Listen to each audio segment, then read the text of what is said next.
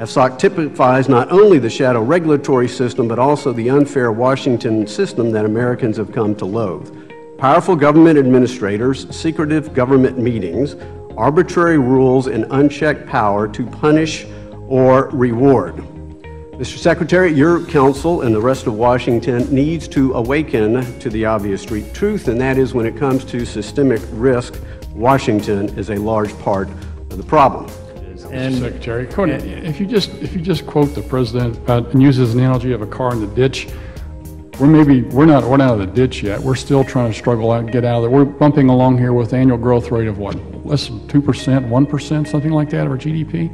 And here CBO says, and the point I'm trying to make is, CBO points out the debt is a problem for our economy, and yet your report does nothing, says nothing about it, and you are supposed to be an agency that points out these problems.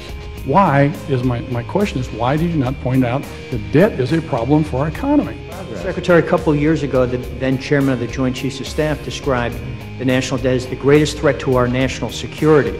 Is an $18 trillion debt a threat to our national economy? This is not an empty question, Mr. Lew.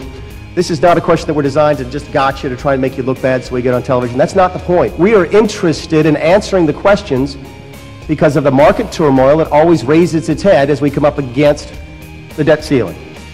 So in addition to the question I asked you about when you knew, I also asked you, I said, in the event we reach the debt limit and exhaust extraordinary measures and Congress does not raise the debt limit, can the Treasury Department continue to make principal and interest payments on the debt? Yes or no? You didn't answer that.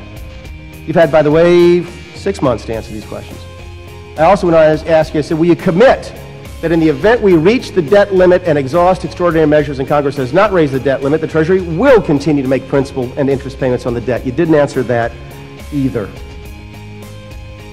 What are we to imply from your refusal to answer now for a year and a half these types of questions? Thanks, Mr. Chair. Thank you, Mr. Secretary, for staying cool under the withering cross-examination of my Republican colleagues. Mr. Secretary, for everybody's sake, in your next FSOC report, can you put a chapter in there on debt? I think my colleagues actually raise a good point.